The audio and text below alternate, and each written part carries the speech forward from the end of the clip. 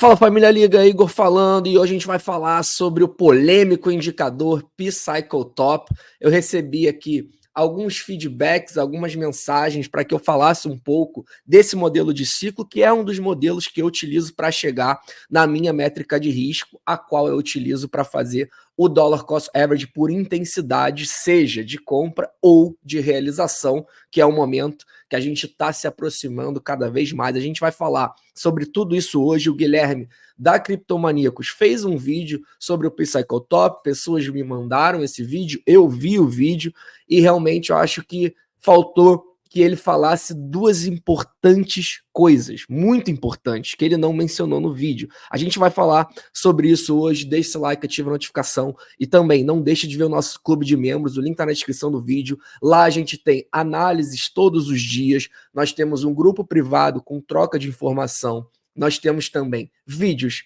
relatórios on-chain toda semana, nós temos lives também fechadas, nós temos diversos benefícios, além, é óbvio, do airdrop que a Liga faz todas as semanas nas lives do Rodrigo. Não deixa de ver, o link está na descrição do vídeo. Vamos começar aqui então, direto ao ponto. Vamos falar sobre o P-Cycle Top hoje e também um pouco desse momento que a gente está vivendo para uma possível realização. Muita gente começa a questionar quando o Bitcoin começa a esticar muito. E aí, Igor, como é que eu faço? Qual é a melhor estratégia ou qual é uma estratégia para a venda? Primeira coisa que eu queria começar falando é que o Guilherme, da Criptomaníacos, ele é um excelente profissional. A Liga, na verdade, foi criada em 2021, para quem não sabe, em março, abril, mais ou menos, ali de 2021. Então, eu, como apenas um espectador do mercado de criptomoedas, já que eu entrei em 2017, passei muito tempo ali apenas assistindo vídeos, consumindo conteúdos, e um dos poucos analistas no Brasil que eu vi alguns vídeos, principalmente naquela época, 2019, 2020, era do Guilherme, da Criptomaníacos. Então, sim, gosto bastante do conteúdo dele, só que eu acho que ele esqueceu de mencionar duas importantes coisas aqui no P-Cycle Top, que é o que a gente vai falar agora, nesse momento. Então, vamos lá. Para quem não conhece ainda o P-Cycle Top, basicamente, resumindo, para não ter aí, para a gente não se delongar muito. Ele é baseado em duas médias móveis e ele diz que quando essa média móvel amarela ela cruza para cima da média móvel verde, nós estamos diante de um topo do Bitcoin cíclico nos próximos 3 dias, tá? Essa é a primeira coisa que ele não mencionou, mas também não acho isso muito importante. A principal coisa que eu acho que ele deixou de falar é o seguinte: ele falou que é um indicador que acertou todos os topos do Bitcoin.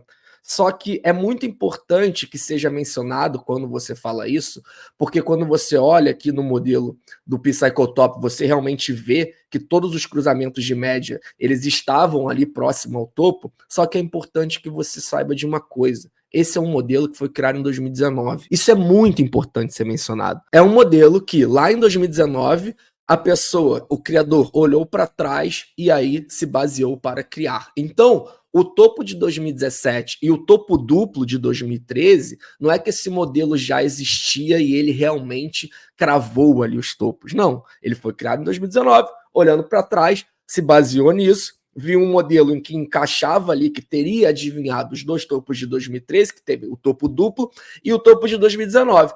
E esse modelo foi botado a teste de fogo justamente em 2021. E sim, ele realmente acertou o primeiro topo de 2021. Essa é a segunda coisa que ele esqueceu de mencionar. Não é que ele acertou o topo final do ciclo de 2021. Ele acertou o topo de abril de 2021. Se você se baseou nesse modelo para também pegar esse segundo topo de 2021, você não conseguiu. Eu também acho, assim como o Guilherme da Criptomaníacos, que o topo cíclico de 2021, ele foi o primeiro. A minha própria estratégia, tá? Que eu vou passar por ela já já, mas também diversas métricas on-chain, diversas métricas gráficas também, como o RSI, por exemplo. Muitas métricas indicam que o topo cíclico é e foi realmente esse primeiro topo de 2021. Então ele acertou realmente, o modelo acertou. Vocês notam que foi impressionante. A liga estava bem no iniciozinho, eu fiz um vídeo, eu lembro, sobre o P-Cycle Top, quando estava se aproximando dos cruzamentos da média, e mostrando que naquela época ia ser a primeira vez que esse modelo teria seu teste de fogo, porque ele foi criado em 2019. Então era o primeiro ciclo que esse modelo estava desempenhando. E você vê que foi realmente perfeito aqui. Dentro dos 3 próximos dias depois que cruzou, a gente alcançou o primeiro topo do Bitcoin. Então realmente é bizarro, foi realmente, o modelo se botou em teste de fogo e o modelo realmente foi assertivo para esse primeiro topo, para o segundo não.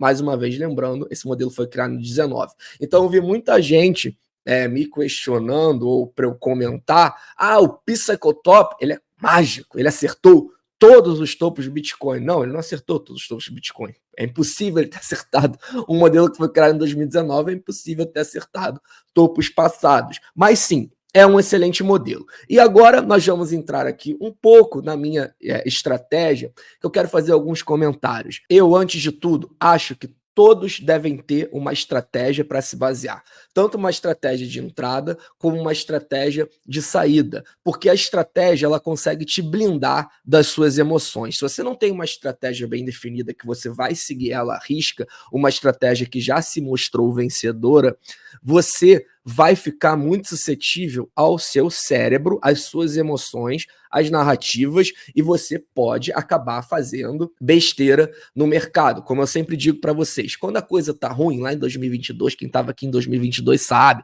todo mundo achava, era narrativa, FTX quebrando, o Bitcoin, você sempre acha que vai cair mais, porque as narrativas são péssimas. Assim como a gente está vendo o Bitcoin rompendo ao time high, as narrativas mudam, você sempre acha que vai subir agora, vai subir para sempre, porque agora é institucional, porque agora é BlackRock. Então, para você, a única forma que você tem de se blindar dessas narrativas e fazer uma coisa que deu certo no passado e tende a dar certo no futuro, porque quanto mais vezes isso deu certo no passado, a tendência é que ela volte, a probabilidade é maior que ela também dê certo de forma similar no futuro. E a única forma de você fazer isso é com uma estratégia bem definida. E já entrando na minha estratégia, eu não gosto de me basear apenas em um modelo.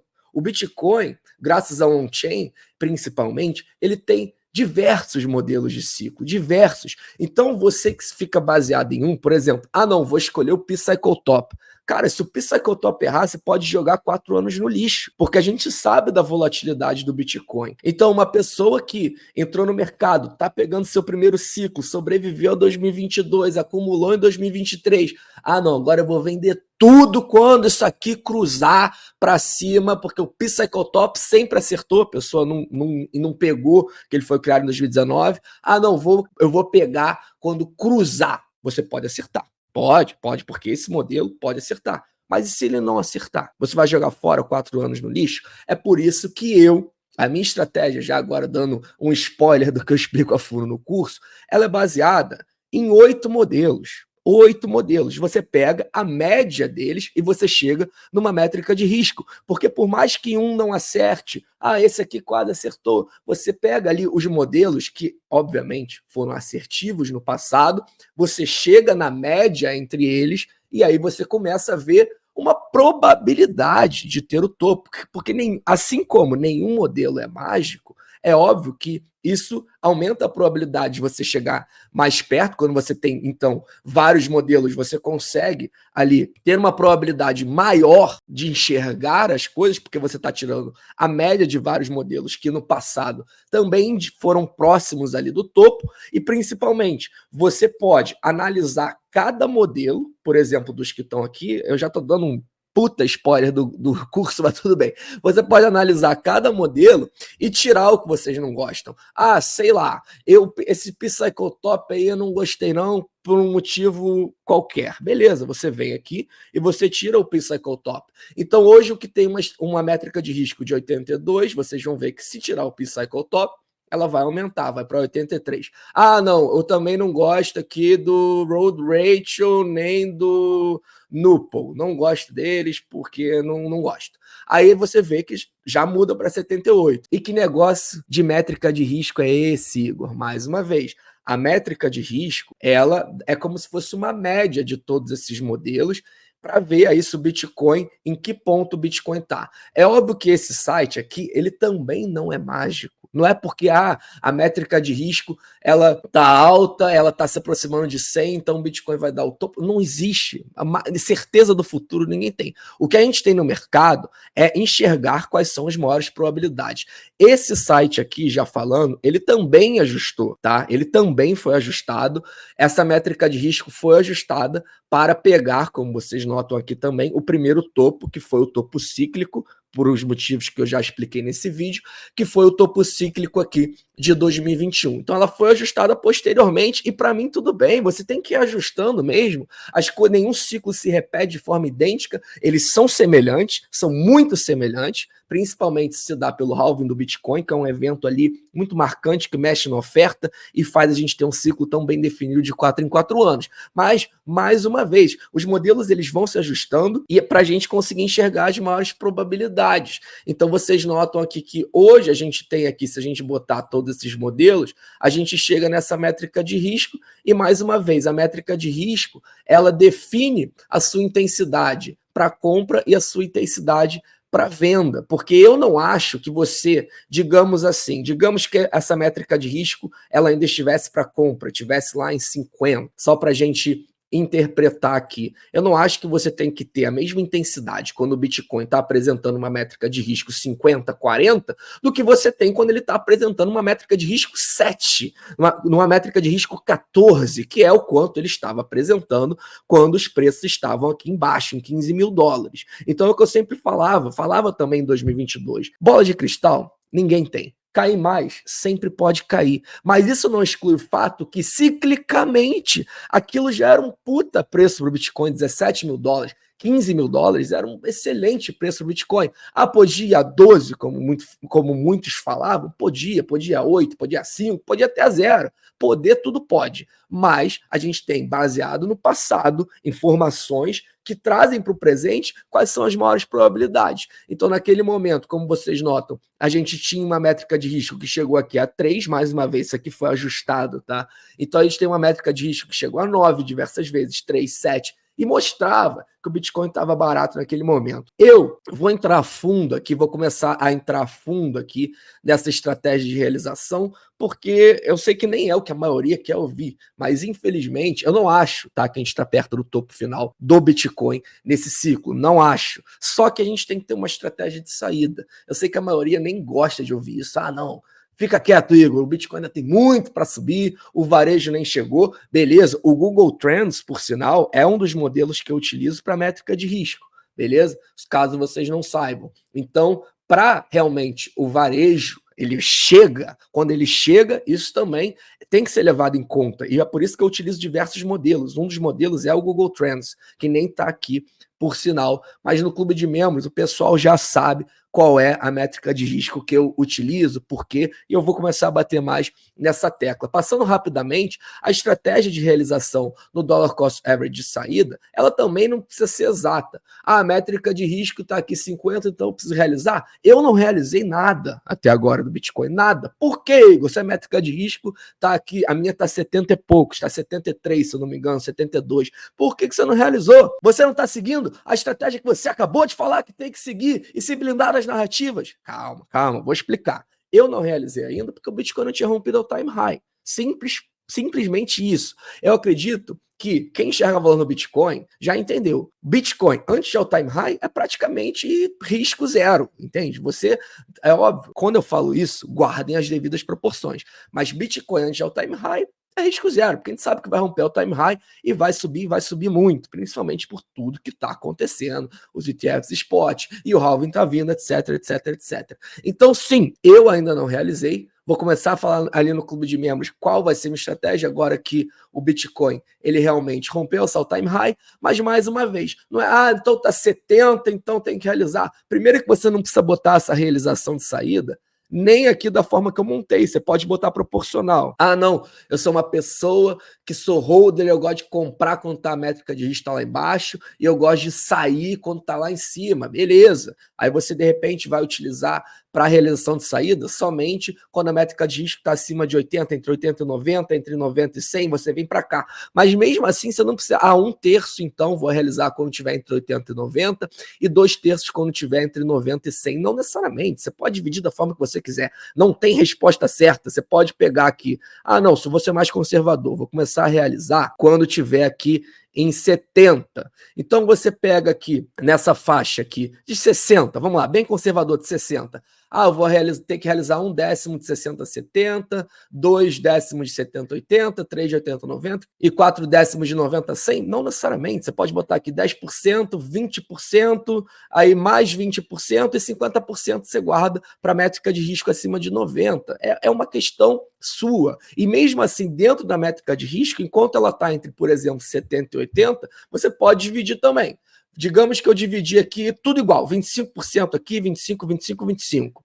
Agora a gente está vivendo esse momento aqui, mais uma vez, minha métrica de risco está em 73. Nesses 25% que ela está entre 70 e 80, eu posso dividir. Você pega de 70 a 80, divide por 10. Então, dos 25%, dá 2,5% de dollar cost average de realização. Enfim, existem diversas possibilidades. O que eu falo é, você tem que ter você tem que ter uma estratégia. Senão você vai ficar refém da sua cabeça, você vai ficar refém de achismo, e a probabilidade de você perder, não é nem a probabilidade, é o risco de você que aguentou, principalmente, mais uma vez, você que aguentou 2022, você que aguentou um ciclo por inteiro, do bear market ao bull market, o risco de você perder uma realização, de você não botar dinheiro no bolso, e óbvio que eu também não quero ficar com o dinheiro no bolso, eu quero ficar com o dinheiro no bolso para depois já comprar Bitcoin mais barato, tá? Então, o risco de você perder, você que já passou tanto tempo, você vai perder um ciclo porque você não teve uma estratégia de saída, para mim é um risco muito alto. E mais uma vez, também eu quero frisar isso, e eu já estou até entrando aqui num vídeo que eu ia fazer só sobre isso, mas eu vou passar aqui rapidamente. Não é só porque a métrica de risco, assim como ela sobe, ela pode baixar. Se o Bitcoin cair, isso aqui vai começar a baixar. Então, não é, digamos que na sua métrica de risco está mais ou menos igual a mim, o Bitcoin está 70 e pouco, o Bitcoin começa a explodir, antes do halve ele chega a 100 mil dólares, a métrica de risco vai para 90 e pouco. Beleza, uma métrica de risco a 90 e pouco não necessariamente também significa que é o topo final do ciclo. Vocês notam aqui em 2013 que ela veio, ficou muito forte e quando o Bitcoin faz essa queda aqui, mais uma vez 2013 e 2021 também foi um topo duplo, vocês notam que ela veio muito baixa, ela caiu bastante. Então vocês notam que, então Igor, se a métrica de risco chegar a 90, acabou o ciclo. Não necessariamente, porque a gente pode estar diante de um ciclo como foi 2021, como foi 2013, que aqui nesse momento, é porque a liga não existia ainda. Mas nesse momento de ciclo, a métrica de risco que eu utilizo bateu 94. Bateu 94. Foi o topo final de ciclo? Nem foi. Se a gente olhar, obviamente, por preço, não foi. Quando ele baixou aqui, a métrica de risco voltou para 40. Foi uma queda de 50% aqui. A métrica de risco voltou para 40. Então você teria voltado a acumular. Você teria realizado com a métrica de risco a 90 e pouco, e quando ela baixou para 40 aqui, você teria voltado à acumulação. E mais uma vez, uma realização aqui, a gente só está falando de Bitcoin, porque também a graça desse modelo é o seguinte: quando você está realizando aqui em dollar cost average, com calma e com responsabilidade, você está jogando para onde? Você está jogando para quem sobe historicamente depois do Bitcoin. Quem é que sobe historicamente depois do Bitcoin? Tirando, obviamente, o Ethereum. As altcoins. E aí a gente entra num outro tema. Mas a graça está aqui. Primeiro sobe sempre o Bitcoin. Então você vai realizando aqui, a métrica de risco vai esquentando, você está jogando para o Ethereum, por exemplo, que nem rompeu o time high ainda. Entende? Então, obviamente, eu estou dando um exemplo, porque eu gosto de Ethereum, eu entendo o valor do Ethereum, eu vejo o valor no Ethereum. Se você não vê, tudo bem, você vai estar com outro projeto que você enxerga valor. Mas você está vendo quantas variáveis existem e não tem resposta certa. O mais importante, mais uma vez, é que vocês tenham uma estratégia de saída e, principalmente, vocês entendam todos os modelos. Eu respeito quem vai utilizar o Psychotop. Psychotop pode acertar de novo, mas, mais uma vez, acho arriscado uma pessoa que está cegamente no Psychotop, principalmente porque acha que ele acertou todos os topos até hoje, o que não é verdade, porque ele foi criado em 2019, tá? Então, tenham isso em mente, principalmente, tenham uma estratégia, tanto de compra como de venda. Mais uma vez, a minha é dollar cost average por intensidade na compra e na venda. A gente vai começar a falar mais sobre isso conforme o Bitcoin for esquentando. Deixe seu like, ativa a notificação, não perde, mais uma vez, hoje, live do Rodrigo, imperdível. E também, se eu não me engano, hoje tem airdrop lá no clube de membros, o Rodrigo vai fazer aí na live dele. Então dá uma olhada, não deixe de ver nosso clube de membros e a gente vai começar a bater cada vez mais esses papos aí pra gente tentar ir identificando aí quando o Bitcoin começa a ficar super aquecido. Deixe seu like, ative a notificação e para fechar, não sou conselheiro financeiro, nem estou aqui para fazer você gostar de Bitcoin, afinal de contas, você não gosta de Bitcoin, o azar é seu, não é meu, todos um ótimo dia e até amanhã.